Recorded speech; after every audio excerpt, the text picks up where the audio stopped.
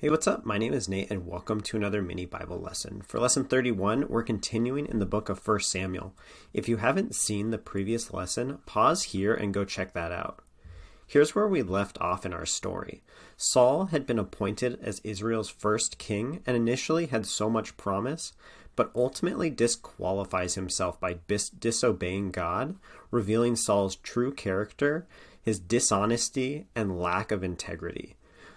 Samuel confronts Saul and Israel, telling them that Israel needs a truly humble king if they hope to be unified and follow God.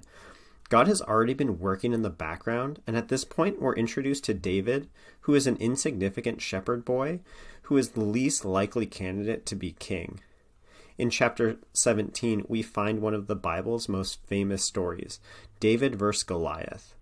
This story helps further the point that God upholds the humble, which in this case is David, and God defeats the proud. David is chosen by God because of his complete trust in him, not because of David's family status. David begins working for Saul as one of his generals, helping Israel win many battles, and from here, Saul begins to descend into madness, continuing to reveal many of his deep-rooted flaws. The people of Israel love David, and he is receiving all of the fame, which causes Saul to hit rock bottom. He's completely consumed by his jealousy, and Saul starts to hunt David, trying to kill him.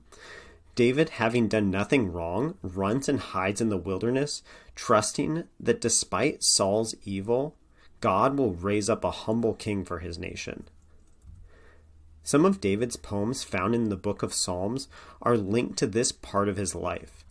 David writes about the constant feeling of dread of being on the edge of death and crying out to God who is faithful and powerful to save.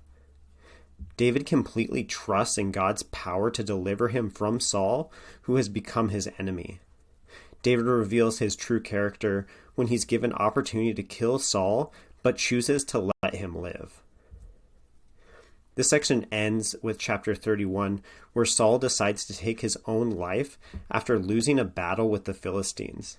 Saul's downfall and ultimate end should cause us to seriously consider our own personal flaws and areas where the Holy Spirit could help build us up by convicting our hearts, that is, convince us in the ways that we aren't measuring up to Christ's standard of living.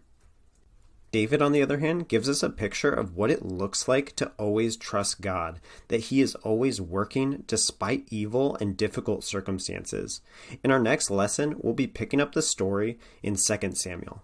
I hope this video has been helpful to you. Thanks for watching.